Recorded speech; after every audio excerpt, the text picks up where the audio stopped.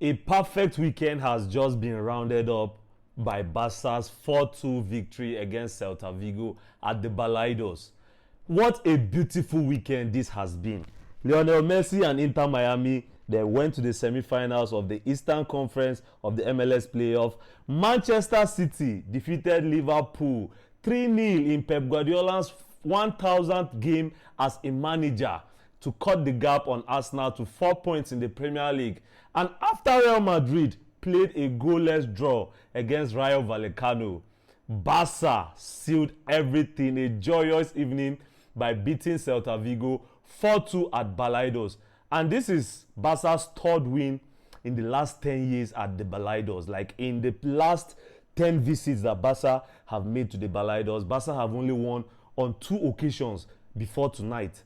Those victories were achieved under Koeman and Xavi, and Hansi Flick has become the third Barca manager to win at the Balaídos in the last 10 years. That shows you how difficult of a place the Balaídos is to go for any visiting side. Barca have struggled in this fixture. In recent years, Barca has really struggled against Celta Vigo, especially at Balaídos. So these 3 points tonight was very, very important because Barca have been faltering in La Liga recently, which allowed Madrid to open up a 5-point gap. Fortunately, earlier today, Rayo Vallecano held Madrid to a goalless draw in the Madrid derby, and the platform was set for Barca to capitalize. And I have to say that Barca took this opportunity very, very nicely. A hat-trick from Robert Lewandowski, who is now back in the starting lineup and back from injury. So this is a boost for Barca because, of course, you know that Lewandowski is a reliable goal scorer. He knows how to score goals. He may not be able to start every game, but having Lewandowski around guarantees you goals. So it's good news that Lewandowski is back. He is fit again and he's able to score his first hat-trick of the season. That's 7 La Liga goals now, and it's good that Barca are heading into the international break just 3 points behind Real Madrid. The battle starts now. This game really was a game of 2 halves because the first half was quite chaotic, to be honest, guys. The first half was quite chaotic, to be honest, because Barca took the lead from the penalty spot through Lewandowski, and immediately, like within a minute, Celta Vigo were level. You know that Barca have not been defending good at all this season. Barca have been defending so poorly. We saw the same pattern in the first half. Barca took the lead through Lewandowski. Immediately, Celta Vigo equalized. And when Barca retook the lead again, Lewandowski again was on the score sheet, latching onto a brilliant cross from Rashford. Rashford has been a great contributor in this Barca team. Let's be honest, guys. Rashford has been very impressive. That was a pitch of a cross to Lewandowski, and Lewandowski made it 2-1. Celta Vigo still equalized in that first half through another brilliant goal. A similar pattern again, a ball over the top of the defense, a cutback, and it was a brilliant cutback from Ferran Jugla. He set the ball up nicely for Borja Iglesias, and the finish was even better, guys. So Celta Vigo had pegged Barca back on 2 occasions, and it felt like it was going to be like a back and forth all through the game. Barca regained the lead again through Lamine Yamal just before halftime, and we went in at the break 3-2. But Hansi Flick certainly did his magic during the halftime team talk, because when Barca came back in that second half, we were a totally different side. We looked so much more like the Barca of last season. We controlled the game better. We controlled the transitions better. The pressing from the front was more efficient than it was in the first half. So Celta were not really able to pick out those passes over the top of the defense, and credit to the team for that reaction in the second half, because this is the way to go. If Barca want to achieve things this season, this is the way to go. The high line must not be scrapped, but it's the execution in front of the high line. That is what makes the high line work.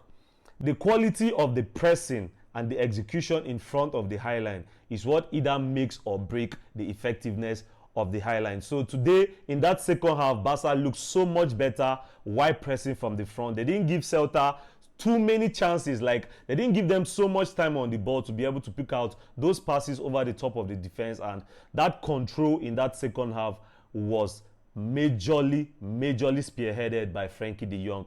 Frenkie de Jong was brilliant in that second half. It was a masterful performance from the Dutchman in midfield. He took complete control of the game.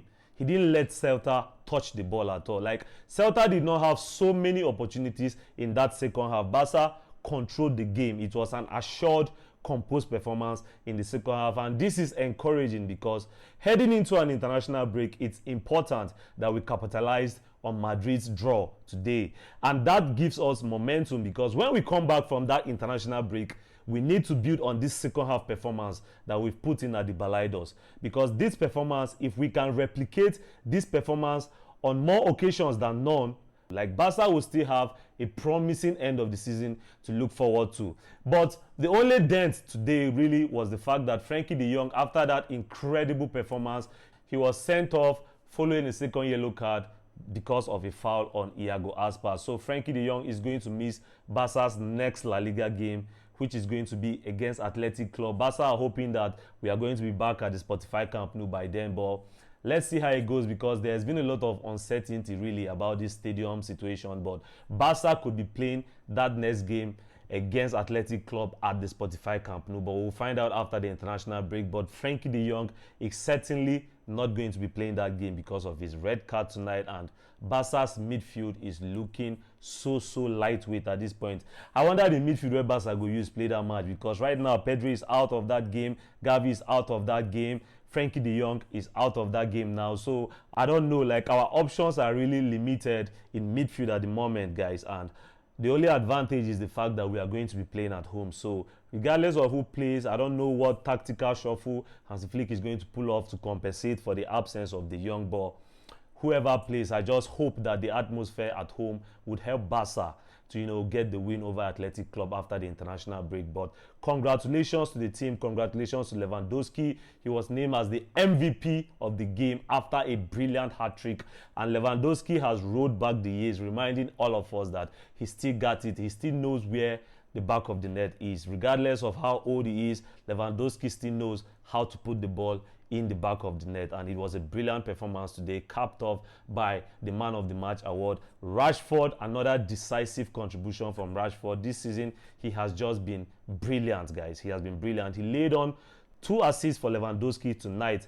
The first one in the first half with that pitch of a cross, and in the second half, he was the one who crossed the corner that Lewandowski nodded in to make it 4-2 and sealed the win for Barca. So Rashford is really having a promising start to life at Barca. In terms of goal scoring, the goals have not really been flowing at a very rapid rate, but he has been getting goals. That's 6 goals now, and with the 2 assists tonight, Rashford has now had 8 assists for Barca. That's 6 assists in La Liga, 2 assists in the Champions League, and the 6 assists in La Liga makes him the top assist provider in the league so far. So far so good. Rashford is playing a critical role at Barca, and he's one of the reasons why the team has been able to reduce that deficit from Real Madrid to 3 points heading into the international break. Let me know your thoughts in the comment section down below, guys, and I'll catch you on the next video. Adios.